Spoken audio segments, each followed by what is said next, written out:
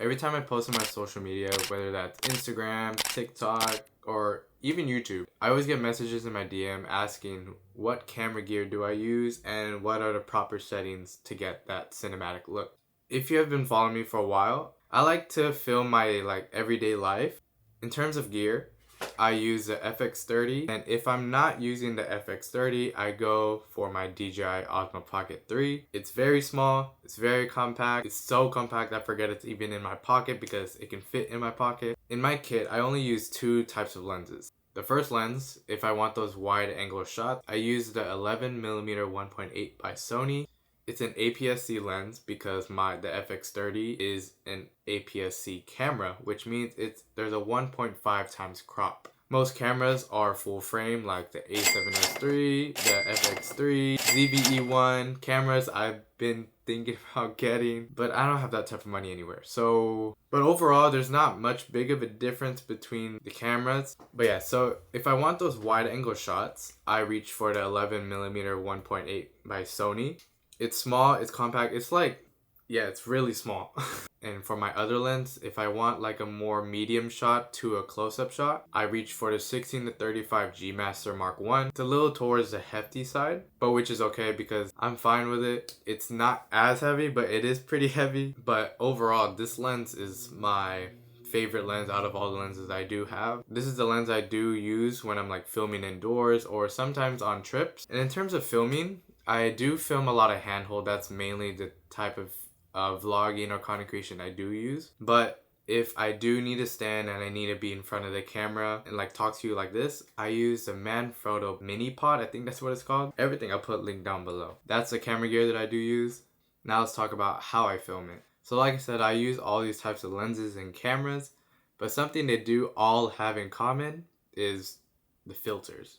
If you're into photography and videography, you've definitely came across like all types of filters, and the filters that I use are mist filters, specifically black diffusion mist filters. And the reason I use these filters is because like when you're filming outdoors or indoors, it gives you that cinematic dreamy look that I personally love. I use it for photography, I use it for videography, I use it for everything. It literally just stays on my camera, I never take it off. If you don't believe me, here's a side-by-side comparison of the effects of a mist filter. I personally use the Black Diffusion 1.8 mist filter by K&F Concept. I use it for my 16-35, my 11mm, and even my DJI Osmo Pocket 3. It just makes the whole scene cinematic.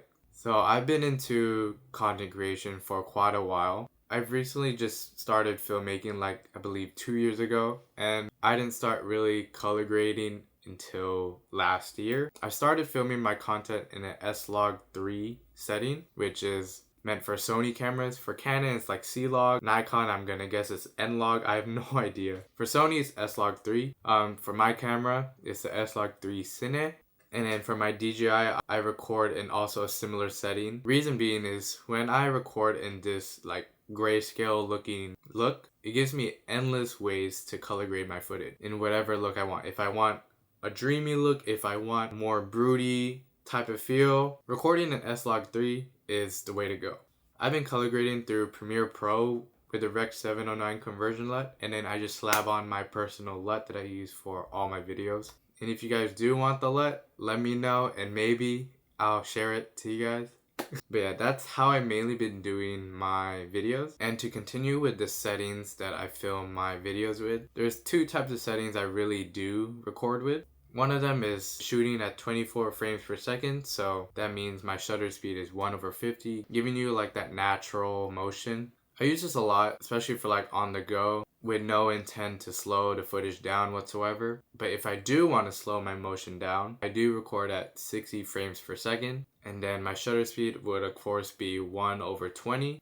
That way, when I'm editing, I can slow down the footage however I want it. I use this a lot for B-rolls, or if I just want to slow down the tempo of the videos, that's what I use. That's the frame rate that I do use.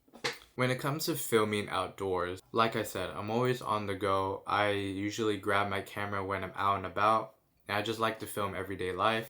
Most of the time, I record at 24 frames per second. If you know a thing or two about cameras, you're gonna know when you're filming out, it's gonna be very bright, like really bright. Ideally, you can change your aperture, but what if you don't want to change that? And most of the time, I don't want to if I want a certain look in my video. That is when an ND filter is needed. Again, every type of camera that I do use, my A7 III, my FX30, my DJI, even my Fujifilm, I'm gonna say is mandatory when it comes to filmmaking. If you ask any videographer, they're definitely going to say they have this. I personally use, again, by KNF Concept. It's a variable ND filter. Honestly, they should like sponsor me or something.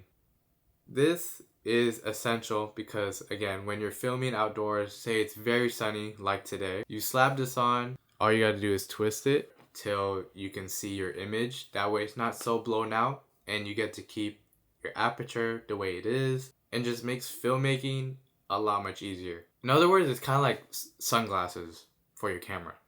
If you guys do like my video style, please subscribe. I will try to post more. Like I said, the goal at the end of this year is to make at least 50 YouTube videos, 30 YouTube videos by the end of this year.